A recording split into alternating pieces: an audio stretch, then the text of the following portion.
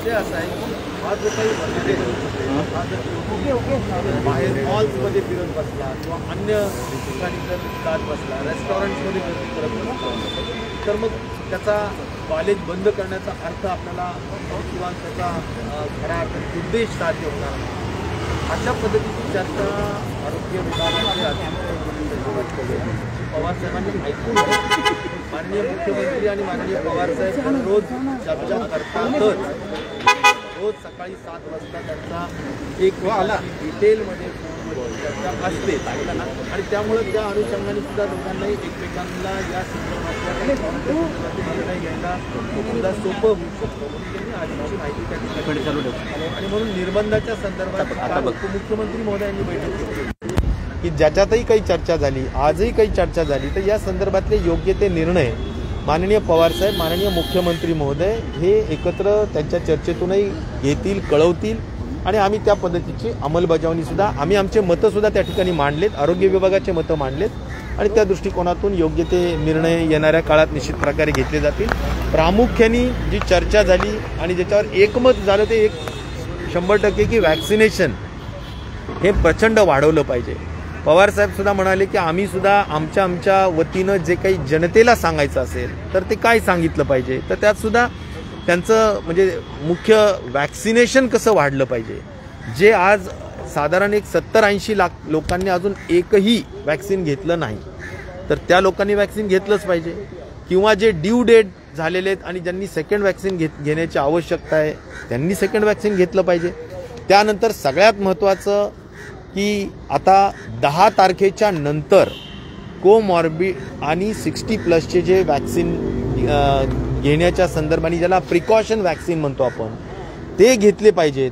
या दृष्टिकोनातून सुद्धा काय आपली त्या ठिकाणी स्ट्रॅटेजी आहे, पॉलिसी काय आहे, कशी आपण करून घेणार आहेत ते पण समजून घेण्याचं काम त्या ठिकाणी केलं आणि त्यांनी स्वतःही मान्यता दिली की मलाही म्हणजे आता जर का त्यांनाही 9 महिन्याच्या वर झालेले आहेत त्यामुळे कदाचित ते पण 10 तारखेला वॅक्सिन घेण्याच्या दृष्टिकोनातून नियोजन करतील. तर अशा काही महत्त्वाच्या बाबी आहेत की ज्या वॅक्सिनेशनच्या संदर्भात, त्यानंतर मेडिसिनच्या संदर्भात, रेस्ट्रिक्शन्सच्या संदर्भात, अशा सगळ्या काही म्हणजे निर्बंधाच्या संदर्भात चर्चा त्या ठिकाणी झाली आणि मला असं वाटतं की पुढचे जे काही गॅदरिंग्ज आहेत, मग ते पब्लिक गॅदरिंग्ज असो किंवा मॅरेजेस असो, या संदर्भातल्या ज्या काही गोष्टी आहेत त्या निश्चित प्रकारे स्ट्रिक्टली अंमलबजावणी करायला पाहिजे अशा पद्धतीचं त्यांनी पण त्या ठिकाणी सूचना देण्यात आलेल्या आहेत. आणि मला वाटतं की या सगळ्या संदर्भाने एकच आहे की आपला हा ग्राफ जो वाढतोय तो कसा कंट्रोल होईल, तो कसा थांबेल किंवा आता साधारणपणे कशी पुढची परिस्थिती राहील हा सगळाच विषय त्यांनी समजून घेतला. सर, नाईट कर्फ्यू आणि विकेंड लॉकडाऊन लागू शकतो का? नाईट कर्फ्यू, विकेंड लॉकडाऊन लागू शकतो का? मला असं म्हणायचं 2, 3, 4 महत्त्वाच्या सूचना तुम्ही सांगू शकाल कोणत्या शरद पवारांनी केला ज्याच्यामुळे कोरोना आटोक्यात येऊ शकतो? मला असं वाटतं की पवार साहेबांनी अगोदर सगळ्यात महत्त्वाचं समजावून घेतलं आमच्या आरोग्य विभागाकडून की एक्झॅक्टली परिस्थिती काय आहे, उपाय काय आहे आणि त्यामुळे त्यांनी समजून घेतलं. त्यांनी एक आमच्याकडून नोट मागितली, आमच्या आरोग्य विभागाकडून एक नोट मागितली ज्याच्यात हे करावं, हे करू नये, डू अँड डोंट अशा पद्धतीच्या काय काय गोष्टी आहेत त्या त्यांनी मागितल्या जेणेकरून त्यांना पण लोकांना सांगण्यासाठी प्रबोधनाच्या दृष्टिकोनातून उपयुक्त त्या ठरू शकतात. आणि त्यांनी हे सगळं समजून घेतलं. त्यांचा जो इनपुट मिळण्याची जे साधनं आहेत, त्यांचे जे रिसोर्सेस आहेत ते खूप मोठे आहेत. सगळीकडून ते रिसोर्सेस घेऊ शकतात, जगातून रिसोर्सेस घेतात, देशातून घेतात, राज्यातून घेतात आणि त्यानंतर त्यांचे ते मतं बनवून ते निश्चित प्रकारे राज्याला योग्य ते मार्गदर्शन करत असतात. तर मला असं वाटतं की आज त्यांनी फक्त एक आपल्याकडून समजून घेण्याचा विषय केलेला आहे आणि जे आम्ही सांगितलंय ना, आम्ही पण एक नोट आता पवार साहेबांना लवकरच आज संध्याकाळपर्यंत निश्चित प्रकारे देतो आहोत. काय करावं काय नाही करावं त्यानंतर मग पवार साहेब निर्णय. नाईट कर्फ्यू किंवा विकेंड लॉकडाऊन लागू शकतो का? रुग्णसंख्या वाढत चालली. विकेंड लॉकडाऊन किंवा नाईट कर्फ्यू या सगळ्या संदर्भाने चर्चा झालेल्या आहेत, परंतु निर्णय कुठलेही नाही. माननीय मुख्यमंत्री महोदयांशी विचार विनिमय करून माननीय मुख्यमंत्री महोदय निर्णय घेतात यावर. परंतु त्यांच्या आणि मुख्यमंत्री महोदयांच्या ज्या चर्चा होत असतात त्यातून त्यांना सगळं परिस्थिती अवगत व्हावी या दृष्टिकोनातून त्यांनी आज आम्हाला बोलवलं. बुस्टर डोस संदर्भात काय चर्चा झाली? बुस्टर डोसची अंमलबजावणी तात्काळ आणि प्रखरतेने कशी करणार? बूस्टर डोस ज्याला आपण प्रिकॉशनरी डोस म्हणतो, तर तो 10 तारखेपासून निश्चित प्रकारे सुरू होईल, जो आम्ही हेल्थ वर्कर्ससाठी त्याचबरोबर एसेन्शियल फ्रंटलाईन वर्कर्ससाठी या सगळ्यांसाठी आम्ही त्या ठिकाणी घेतो आहोत. 60+ लोकांच्या पुढचे जे आहेत त्यांनाही त्या ठिकाणी घेतो आहोत. त्यांचंही त्यांनी स्वागतच केलं आणि त्यांनी सांगितलं की निश्चित प्रकारे घेतलं पाहिजे आणि त्यांनी स्वतःसुद्धा त्या ठिकाणी बूस्टर डोस घेण्याच्या दृष्टिकोनातून ते करणार आहेत असं त्यांनी आम्हाला त्या ठिकाणी मुंबईचे लोकल ट्रेन सध्या बंद करण्याचा कुठलाही विषय विचारार्थ शासनासमोर निश्चित प्रकारे नाही. जिल्हा अंतर्गत बंदी ही तूर्त सध्या कुठलीही नाही. मी तुम्हाला सगळ्यात ह्या जरी गोष्टी आढाव्याच्या झाल्या, तुम्हाला जमेची गोष्ट सांगेल की कुठल्याही परिस्थितीत ज्या पद्धतीनं सेकंड वेव्हमध्ये आज तुम्ही एक लक्षात घ्या की काल चा जो आकडा एकूण 25,000 पॉझिटिव्ह आहे, त्यातला मुंबई एकटा 15,000 आहे आणि काल 60,000 टेस्ट पॉझिटिव्ह झाल्या. 60,000 टेस्ट करण्यात आले RT-PCR. त्या 60,000मध्ये 15,000 टेस्ट पॉझिटिव्ह आल्या. म्हणजे याचा अर्थ पॉझिटिव्हिटी रेट काय झाला? 25%. त्या दिवशीचा रेट पॉझिटिव्हिटीचा 25% झाला. म्हणजे 100मध्ये 100 टेस्ट केल्या तर 25 लोक पॉझिटिव्ह दिसत आहेत. असं मुंबईमधली सध्याची परिस्थिती आहे. परंतु एक बाजू लक्षात घ्या की हार्डली 10 ते 15-20% आतच हॉस्पिटलायझेशनचे बेड्स ऑक्युपाईड आहेत. 80% बेड्स रिकामे आहेत. मुंबईमध्ये सुद्धा 80% बेड्स रिकामे आहेत. आणि त्यामुळे जरी परिस्थिती सेकंड वेव्हला ज्या संख्या मुंबईमध्ये वाढत होती, ती सेकंड वेव्हची संख्या आज जरी असली तरी सुद्धा बेड्सची उपलब्धता मोठ्या पद्धतीनं आहे. ऑक्सिजनची डिमांड अजिबात वाढलेली नाही आणि कुठेही कॅज्युअल्टीज वाढलेल्या नाहीत. मला असं वाटतं की या सगळ्या गोष्टी निश्चित प्रकारे जमेच्या बाजू आहेत आणि त्याचं मोठं श्रेय मुंबईच्या वॅक्सिनेशनला जातं. मुंबईमध्ये वॅक्सिनेशन मोठ्या पद्धतीनं 100% आज मुंबई 1,25,00,000 लोकांना वॅक्सिनेशन पूर्ण जे काही लोकसंख्येला 18च्या पुढचं झालं असल्या कारणाने अँटीबॉडीज खूप मोठ्या पद्धतीनं आहेत. जरी इन्फेक्शन रेट मोठा असला तरी सुद्धा कुठल्याही परिस्थितीत हॉस्पिटलायझेशन, ICU, ऑक्सिजन बेड्स अशा पद्धतीची गरज भासत नाहीये. लोकांना ज्याला आपण अप्पर रेस्पिरेटरी म्हणजे अक्षरशः लंग्सपर्यंत सुद्धा हा आजार जात नाही. तुम्हाला घसा, नाक एवढ्यापर्यंतचाच खऱ्या अर्थाने आपल्याला लक्षणे आढळतात. घशाला खवखव होणं, सर्दी होणं या गोष्टी आपल्याला त्या ठिकाणी पाहायला मिळत आहेत. हे या तिसऱ्या वेव्हच्या अनुषंगानेचं आपल्याला प्रामुख्याने चित्र पाहायला मिळत आहे आणि त्यामुळे निश्चित प्रकारे पॉझिटिव्हिटी रेट वाढतीये. आज ही पण चर्चा झाली.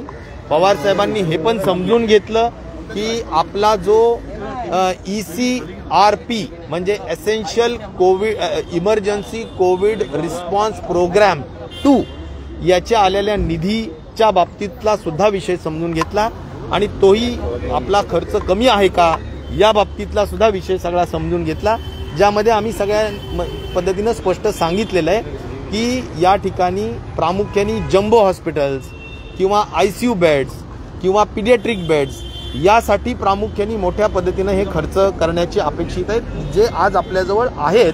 परंतु आपण त्यासाठीचे जे काही कन्झ्युमेबल्स आणि अन्य गोष्टींसाठी लागणारा पैसा आहे तो आपण जिल्हा लेवलला ट्रान्सफर केलेला आहे. तो खर्च तो आता टेंडर काढलेले आहेत आणि ते येणाऱ्या 15 दिवसात किंवा महिन्याभरामध्ये ECRP 2 मधला खर्च निश्चित प्रकारे मोठ्या पद्धतीनं वाढेल.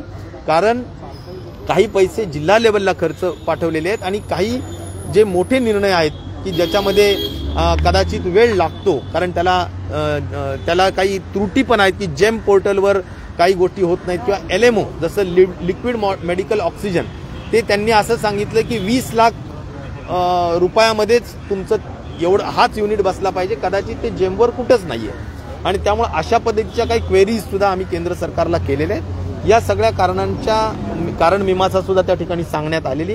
मला वाटतं की त्यांनी पण खात्री दिली आहे, म्हणजे व्यास साहेबांनी पण त्या ठिकाणी स्पष्टपणे सांगितलं की येणाऱ्या 15 दिवस ते महिनाभराच्या आत आम्ही निश्चित प्रकारे हा सगळा खर्च आम्ही जो काही योग्य प्रमाणात करणं अपेक्षित आहे आणि योग्य गोष्टींसाठी होणं अपेक्षित आहे तो केला जाईल. सर, मुंबईतले डॉक्टर्स मोठ्या प्रमाणात पॉझिटिव्ह आलेले, आरोग्य सेवक पॉझिटिव्ह, पोलीस पण आलेले.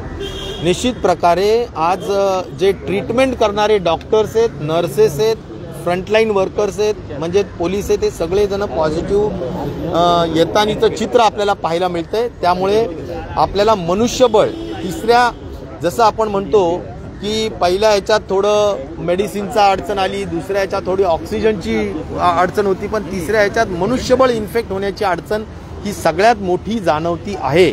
आणि त्यामुळं मनुष्यबळ, जो काम करणारा मनुष्यबळ आहे तो इन्फेक्ट होतानीचं चित्र आपल्याला अधिक पाहायला मिळतंय. हे फार मोठं हे चॅलेंजच आहे.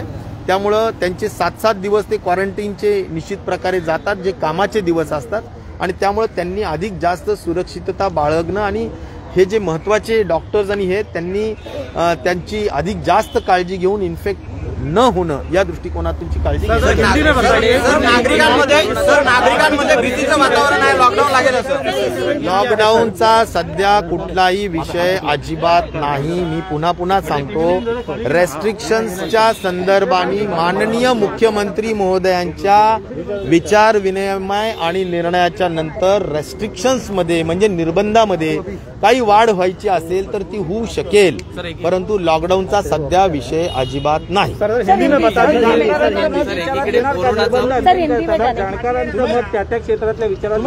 निश्चित प्रकारे टास्क फोर्स असते, वेगवेगळे स्टेक होल्डर्स असतात, सगळ्यांचेच मतं सातत्याने लोकप्रतिनिधी म्हणून विश्वासात घेऊनच निर्णय घेतले जातात. एकीकडे कोरोनाचं प्रमाण वाढत आहे, दुसरीकडे राजकीय नेत्यांच्या देखील मिरवणुका निघत आहेत, त्यांच्याकडनं देखील या नियमांसंदर्भात आपण काय आवाहन करणार आहात? राजकीय मिरवणुका, राजकीय सभा समारंभ होऊ नयेत हीच अपेक्षा माननीय मुख्यमंत्र्यांनी पण त्या ठिकाणी अपेक्षित केलेली आहे. माननीय पवार साहेबांनी सुद्धा स्पष्टपणे सांगितलंय की आता आपण पॉलिटिकल कुठल्याही सभा समारंभ घेऊ नये.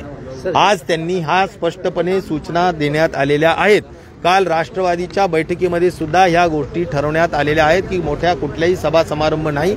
जे काही लिमिटेड तुम्हाला बैठक घ्यायची असेल ती लिमिटेड निर्बंधांच्या आणि नियमाच्या अधीन राहून जर घेता येत असेल तेवढीच घ्यावी, अन्यथा कुणीही निर्बंध तोडू नये अशा पद्धतीचं सूचना माननीय पवार साहेबांनी राष्ट्रवादीच्याही आमच्या सर्व मंत्रिमंडळाला आणि नेत्यांना दिल्यात आणि आज सुद्धा आरोग्य विभागाच्या चर्चेमध्ये त्यांनी त्या ठिकाणी ठरवलं.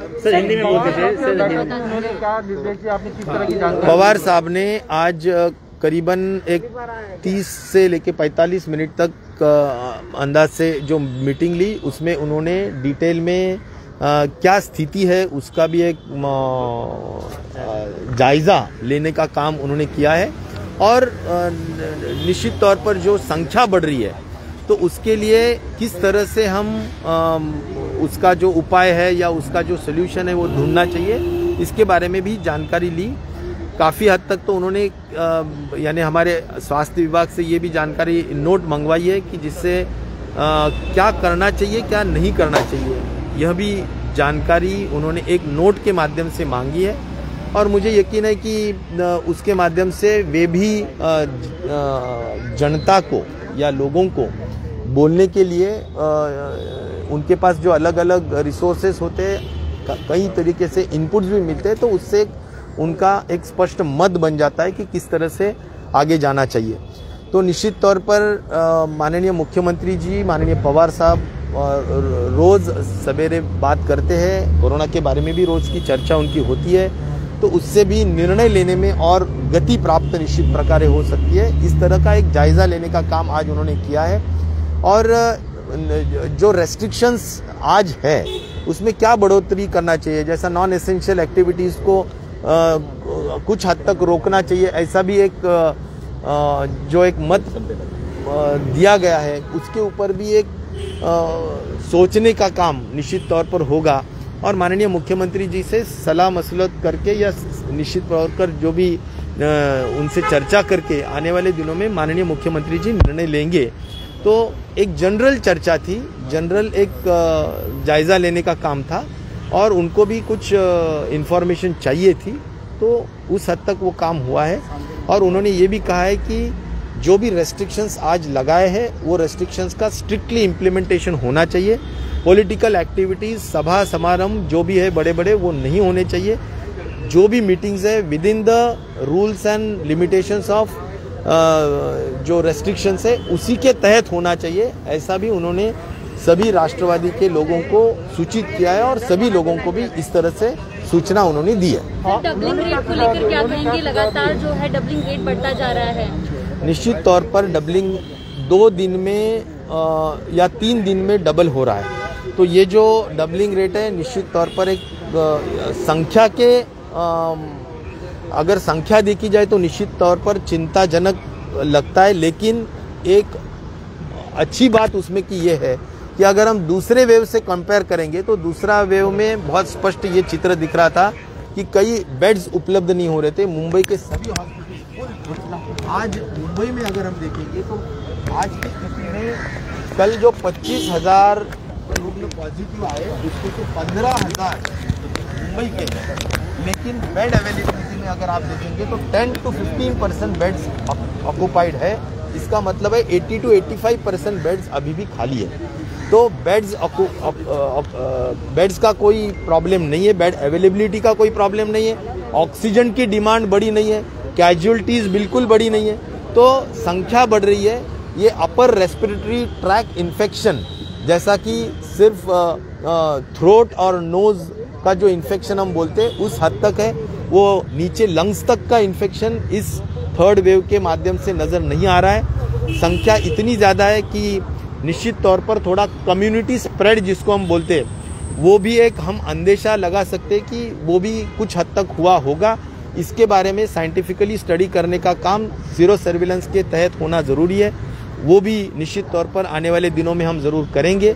एक प्रॉपरली महाराष्ट्र का डैशबोर्ड होगा, जो डैशबोर्ड रेगुलरली अपडेट और डायनेमिकली अपडेट करेगा कि कितनी संख्या बढ़ रही है, क्या कैजुअलिटीज़ है, कितनी बेड्स उपलब्ध है।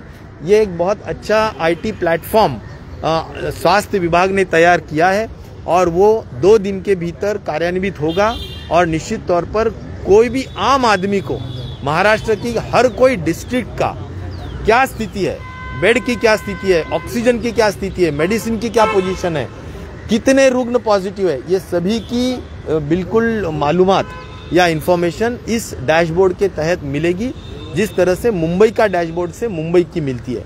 तो मुझे लगता है कि इस तरह का जो एक डिटेल इंफॉर्मेशन देने का काम भी हम 2 दिन के भीतर हम जरूर करें। सर देखिए, कोरोना के मामले बढ़ रहे हैं, ऐसे में महाराष्ट्र में 300 से ज़्यादा डॉक्टर्स भी पॉजिटिव आए, तो उनके स्वास्थ्य को लेकर हम लोग क्या करें, क्योंकि काफ़ी चिंता का विषय है, डॉक्टर्स पॉजिटिव आ रहे हैं। डॉक्टर्स पॉजिटिव आना निश्चित तौर पर, क्योंकि जो ट्रीटिंग हैंड्स है अगर वही पॉजिटिव हो गया और वही अगर काम करना रुक गया तो निश्चित तौर पर एक बहुत ही चिंताजनक परिस्थिति होती है। आज गवर्नमेंट के भी कई हॉस्पिटल्स के डॉक्टर्स, प्राइवेट के भी हॉस्पिटल्स के डॉक्टर्स, एमएलएज, मिनिस्टर्स, सभी लोग काफ़ी ये हो रहे हैं, लेकिन इसमें अभी एहतियात बरतना ज़रूरी है, अपना अपना कोविड अप्रोप्रिएट बिहेवियर करना ज़रूरी है, इम्यूनिटी बढ़ाना ज़रूरी है और मुझे लगता है प्रॉपर हाइड्रेशन रखना ज़रूरी है। ये इंडिविजुअल जो बात है वो भी अभी सभी लोगों ने ख्याल रखने की ज़रूरत है। इंडिविजुअल डॉक्टर्स ने भी हमने स्पष्टता से उनको कहा है कि अपना अपना और ज़्यादा अच्छी तरह से ख्याल रखना ज़रूरी, क्योंकि 7 दिन का क्वारंटाइन पीरियड वो जाएगा तो निश्चित तौर पर ट्रीटमेंट के लिए दिक्कत आ सकती है, इसीलिए एहतियात बरतना निश्चित तौर पर डॉक्टर बीमार पड़ रहे हैं, ऐसे में कई पोस्ट भी वैकेंट है, तो सरकार ये सोच रही है कि कैसे उस पोस्ट को भरा जाए ताकि और मैन पावर मिले और लोगों के इलाज करने में आसानी हो।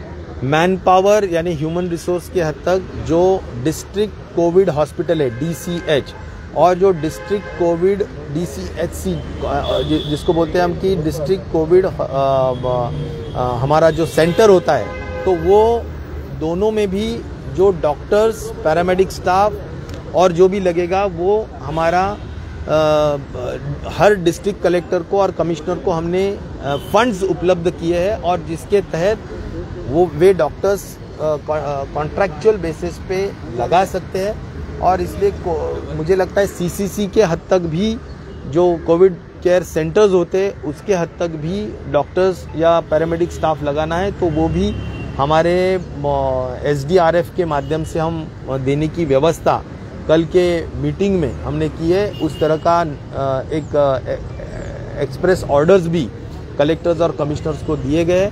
इसलिए मैं एक बिल्कुल साफ तरीके से कहना चाहता हूँ कि डॉक्टर्स की यानी ह्यूमन रिसोर्स में कोई प्रॉब्लम नहीं है। बेड्स देश में जितने बेड्स हैं उसके 25% बेड्स महाराष्ट्र में हैं। आईसीयू बड़े पैमाने पे महाराष्ट्र में आईसीयू के बेड्स है, पीडियाट्रिक के बेड्स है, मेडिसिन की उपलब्धता है और ऑक्सीजन की भी व्यवस्था जो भी ज़रूरी पड़ती है। पीएसए प्लांट्स करीबन 450 के ऊपर कार्यान्वित हुए हैं, इसलिए उसकी भी है। तो संसाधनों के माध्यम से कोई चिंता करने की बात निश्चित तौर पर नहीं है। प्रिपरेशन हमारा बहुत अच्छी तरह से है, संख्या निश्चित तौर पर बढ़ रही है, लेकिन हमारा स्वास्थ्य विभाग और महाराष्ट्र शासन महाविकास आघाड़ी बिल्कुल इसका सामना करने के लिए पूरी तरह से तैयार है। सर, जीनोम सीक्वेंसिंग बंद करने का निर्णय लिया है। जीनोम 55% जो है वो ओमाइक्रॉन के केसेस है, उस पर क्या कहेंगे? अरे देखिए, जीनोमिक सीक्वेंसिंग का अभी बहुत ज़्यादा जांच करना ये इतना ज़रूरी नहीं लग रहा है। ऐसा टास्क फोर्स और जो भी तज्ञ लोग हैं, आईसीएमआर, सभी लोगों का कहना है। तो हमारा जो जितना हो सकता है हम ज़रूर करेंगे, लेकिन हर किसी का जैसा कि रैट अगर पॉजिटिव आता है, रैपिड एंटीजन टेस्ट अगर पॉजिटिव आता है, तो फिर एक बार आरटीपीसीआर करने की कोई ज़रूरत नहीं है। ऐसा क्लियर कट सूचना आरोग्य विभाग यानी स्वास्थ्य विभाग ने दिया है। और रहा सवाल उसका जीनोमिक सीक्वेंसिंग करने की भी कोई ज़रूरत नहीं, क्योंकि इसमें निश्चित तौर पर ट्रीटमेंट का जो पार्ट है वो चाहे डेल्टा हो चाहे ओमाइक्रॉन हो, सरीका है, और इसीलिए बहुत ज़्यादा उसमें आइडेंटिफिकेशन की ज़रूरत नहीं है कि ये डेल्टा या ओमाइक्रॉन है। सर, ट्रीटमेंट करना। सर, महाराष्ट्र सरकार क्या मानती है ये थर्ड वेव है, और अगर थर्ड वेव है तो क्या कम्युनिटी स्प्रेड हो रहे हैं, और उसके लिए क्या लॉकडाउन और को लगाया जा सकता है? नहीं, देखिए, अभी तो हमारा एक ही ये रहेगा कि संक्रमण न बढ़े, और संक्रमण न बढ़ने के लिए हमने भीड़ इकट्ठा न हो, इसके लिए जो भी निर्बंध है, रेस्ट्रिक्शंस है, हमने लगाए। हमने मैरिजेस या social gatherings, religious gatherings, political gatherings सबको बैन कर दिया है। बिल्कुल किसी को भी ऑफिशियल परवानगी या जिसको बोलते परमिशन नहीं मिलती है, कहीं पर भी महाराष्ट्र में ये बैन किया है। कॉलेजेस भी बंद कर दिए, क्योंकि कॉलेजेस के माध्यम से भी ये वल्नरेबल ग्रुप कैरियर्स बोल के काम कर सकता है, उसी को भी बंद किया है। कई जहाँ पर पॉजिटिविटी रेट बहुत ज़्यादा बढ़ गया है, पुणे और मुंबई में, कि जो 20% के ऊपर है, तो वहाँ पर स्कूल्स भी बंद करने का निर्णय निश्चित तौर पर लिया है। तो जिस तरह के आगे का हम क्लोजली ऑब्जर्व कर रहे हैं, आने वाले दिनों में जो भी संख्या रहेगी, जिस तरह से ये पैरामीटर्स हम ऑब्जर्व कर रहे हैं, तो वो अगर कुछ उसमें डिस्टर्बिंग कुछ रहा तो निश्चित तौर पर रेस्ट्रिक्शंस की बढ़ाने का काम करना ही पड़ेगा। लेकिन वो हम बारीकी से देख रहे हैं, रोज उसका एनालिसिस कर रहे हैं, और उसके अनुसार माननीय मुख्यमंत्री जी उस पर अंतिम निर्णय लेंगे। बंद करने का विचार हो रहा है क्या? जीनोम सीक्वेंसिंग पे विचार किया जा रहा है क्या बंद करने के? जीनोम सीक्वेंसिंग के हद तक उसमें 4-5 दिन लगते हैं, उसका आज जीनोम सीक्वेंसिंग करना इतना ज़रूरी नहीं है, ऐसा टास्क फोर्स का और आईसीएमआर का कहना है। इसलिए उस पर बहुत ज़्यादा हम जोर नहीं दे रहे। हम आज इतना ही देख रहे हैं कि एसिम्टोमेटिक 90%, 85 to 90% केसेस एसिम्टोमेटिक है। तो हमारा जोर ये रहेगा कि जो भी होम क्वारंटाइन है, जो घर पे ही आइसोलेट हुए हैं, उनको किस तरह से बहुत सिंपल लैंग्वेज में लोगों को समझाया जाए कि आपको क्या करना है, क्या नहीं करना है। तो ये जो एक सिंपल एडवाइजरी है, ये एडवाइजरी आज शाम तक इशू होने वाली है, और जिसके तहत आम आदमी को समझ में आएगा कि उसमें क्या करना जरूरी है। तो ये जो होम क्वारंटाइन लोग हैं, उनके लिए ये एडवाइजरी रहेगी। ये करीबन जितने भी पॉजिटिव आज संख्या है, उसकी 85% लोग आज घर में हैं जो एसिम्टोमेटिक है, और 15% के दरमियान जो लोग हैं उसमें भी माइल्ड मॉडरेट बहुत ज़्यादा है, कैजुअल्टीज़ कम है। इसीलिए मुझे ऐसा लग रहा है कि इसके हद तक जो भी ट्रीटमेंट का प्रोटोकॉल है, वो ट्रीटमेंट का प्रोटोकॉल भी आईसीएमआर को और स्वास्थ्य विभाग भारत सरकार को हमने विनती की है कि इसका भी एक बहुत स्पष्ट ट्रीटमेंट प्रोटोकॉल आना चाहिए। तो वो भी उसके अनुसार हम आने वाले दिनों में जो भी है इम्प्लीमेंट करने का काम आने वाले दिन में। Thank you.